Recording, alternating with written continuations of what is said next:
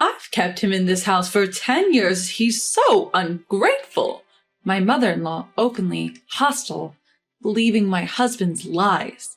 My husband himself has changed from the man I once loved into a selfish monster. Is this his true nature? At this point, I don't even care. Enough! Who's the ungrateful one here? Good luck dealing with your bad attitude. My name is Clara, a 37-year-old working at a local bakery. I've been with my husband, Albert, since high school. His family has a long line of carpenters, and he joined the family business right after graduating. We got married at 24, and we're just an ordinary, happy couple. That all changed when we were 27. Clara, the hospital just called. Please come quickly. A frantic call from my usually composed mother-in-law at work. I rushed to the hospital and found my husband staring blankly ahead. He looked defeated, and my mother-in-law sobbing beside him. Clara, I can't move my legs anymore. At that moment, he broke down crying.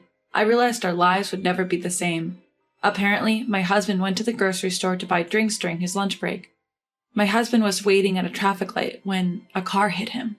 His spine was damaged, paralyzing him from the waist down. After a long hospital stay, my husband came home, a completely different person compared to before the accident. We were living in a rental apartment, but then my usually quiet and craftsman-like father-in-law said, "You should live with us." And before my husband returned, he made his home accessible for us. We were financially unstable, so we gratefully accepted. "I'm home." He entered the house in a wheelchair, his voice devoid of energy. He used to be cheerful, loud, and always cracking jokes. Now, he was like a stranger. "Clara, is Travis doing well?" Daddy, does he hurt? Our 2-year-old son, Travis, was worried. Travis loves spending time with his dad, especially going down the slide at the park. Whenever his dad has a day off, they head to the park and slide until Travis gets tired. Seeing his dad after a long time, Travis couldn't contain his excitement. He tugged at his dad's hand as if to say, "Let's go play over there." But his dad looked sad. Before the accident, he would have easily stood up, put Travis on his shoulders, and spun around. Now he can't do that for Travis ever again. His dad is still recovering both physically and emotionally.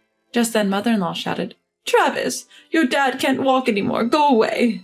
My mother-in-law suddenly yelled at Travis. Travis, only 2 years old, couldn't understand and burst into tears. Mother-in-law looked annoyed. Mother-in-law is noisy about such a son.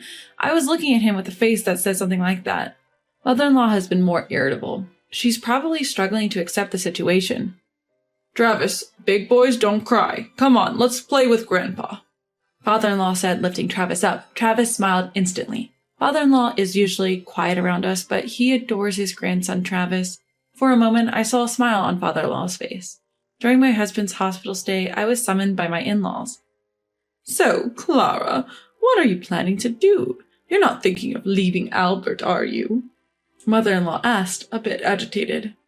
Father-in-law signaled her to stop. I wondered, do they think that I'm heartless?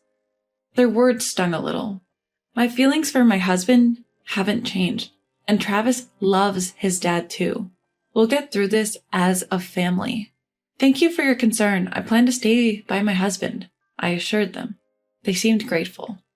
I've read many books to prepare myself, but I've come to realize that good intentions alone aren't enough. Since coming home, my husband has become quite demanding. "That's not it. Come on, get it right," he'd snap, increasingly frustrated. He even threw a book at me once. "You don't understand how I feel." A phrase I've heard too many times. Seeing his changed behavior, Travis started saying, Daddy is scary. My son started saying things like that. However, in front of the helpers and friends who come to visit him, he is a bright husband like before. "Well, I guess I'll just take it easy from now on," he'd joke, and I felt a sense of nostalgia. "Hey, Clara, come here." When my husband calls me in that urgent tone, it's usually about his bathroom needs. I was busy feeding Travis and couldn't leave. "I'm sorry, mother-in-law, I can't step away right now. Could you please help Albert?" Even if I say something like that, it'll be awkward for him if I go, right? I'll take over making dinner for Travis. That's what she said, but my mother-in-law hardly took care of my husband. She seemed to chat with him while I was at work, but that was about it. Seeing this, my father-in-law sighed. "I'll go. Clara, sorry for always troubling you. He's gruff, but father-in-law is kind. He's also very proactive about helping my husband. When my husband first came home, he'd ask me, "What are you doing right now? What book is that?" He even helped me study. My mother-in-law didn't like that. "Clara, why don't you quit your job? Albert is in such a condition you should support him properly." That's what she said. I knew what mother-in-law was getting at. Basically, when father-in-law and I are at work, stay-at-home mother-in-law has to take care of my husband. And she doesn't like it. Even though we mostly have a caregiver for that now. He's her own son. What's her deal? Plus, Travis is going to grow up. My husband can't work properly anymore, but we still need money. So, mother-in-law, could you please help out more? Father-in-law is helping me study, you know? We're family.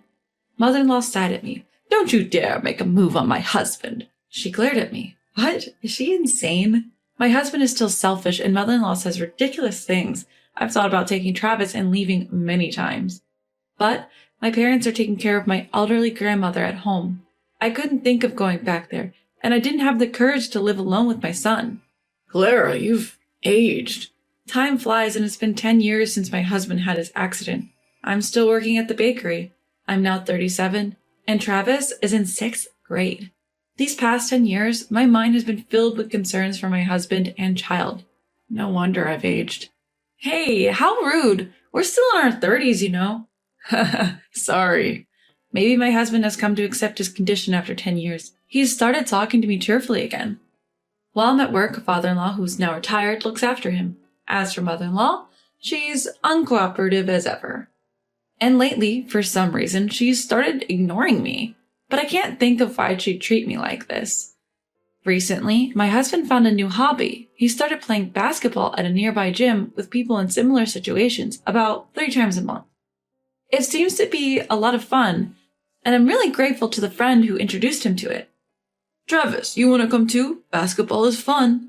When I tried to talk to our son Travis, he brushed me off saying, "I'm more into baseball, you know." Our relationship had grown distant. Travis, who once adored his dad, now saw him mostly as an angry figure. My husband didn't think he was the problem. "Isn't he a bit young to be in his rebellious phase?" he'd joke, leaving me with no choice but to sigh. Out of the blue, I got a call from my mom back home. "Hello, Mom, it's been a while." What? My elderly grandmother had passed away. She had been suffering from dementia and had been in a care facility for years. She caught a cold, which turned into pneumonia. I was told she looked peaceful when she passed, surrounded by family. That gave me some comfort. Only Travis and I attended the funeral. My parents live in the next town over, a good drive away.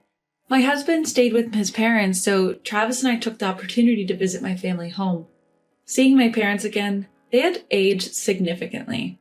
Well, I guess I've aged too, I thought. How's Albert doing? Are you getting along with his parents? My mom asked, looking concerned. I felt like crying just looking at her. Meanwhile, Travis was happily playing video games with his cousins. I hadn't seen him smile like that in a long time. Well, his dad's fine, his mom not so much, I said, forcing a smile. My parents reassured me. You can always come back home.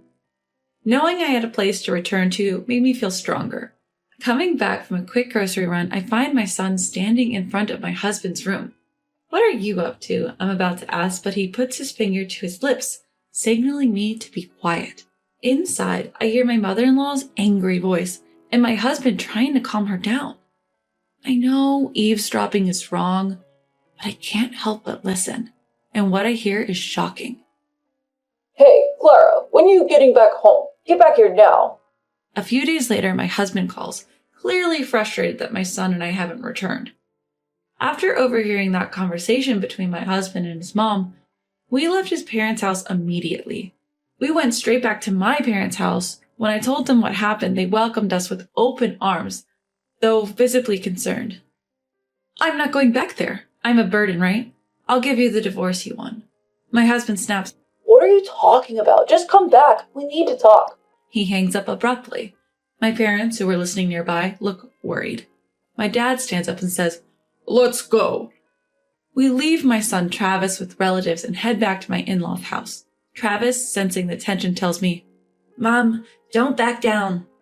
I'm touched by his courage. They better be ready for me. We're back! Hearing this, my irate mother-in-law storms out to greet us.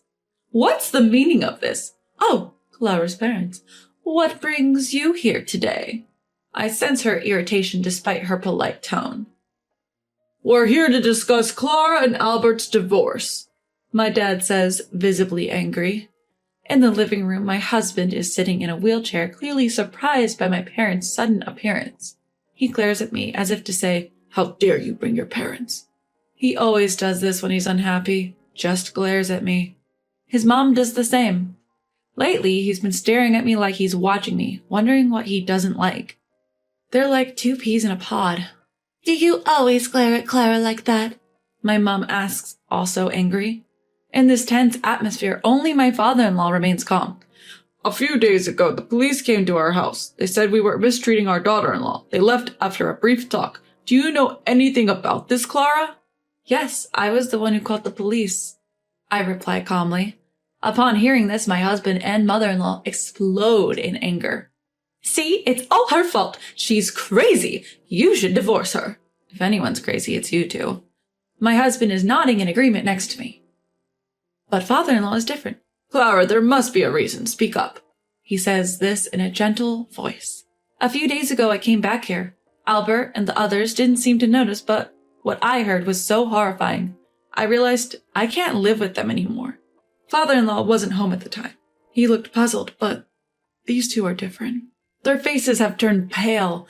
Do they recognize themselves? What are you talking about? Are you okay?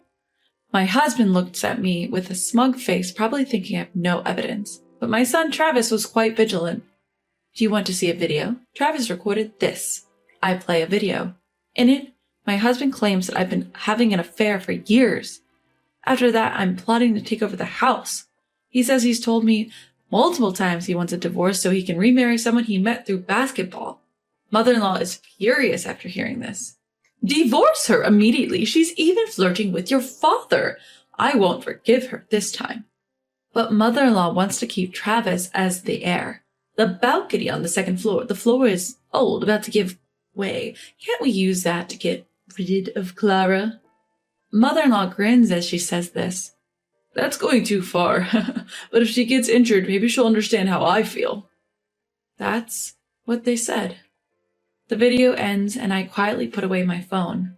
Of course, I've never had an affair, and this is the first I've heard that my husband has met someone through basketball. I felt my life was in danger, so I reported to the police. That's all there is to it. But the police only said they'd listen to my story. My husband and mother-in-law are silent, their faces pale. Father-in-law looks angrier than ever. What is this? Are you both idiots?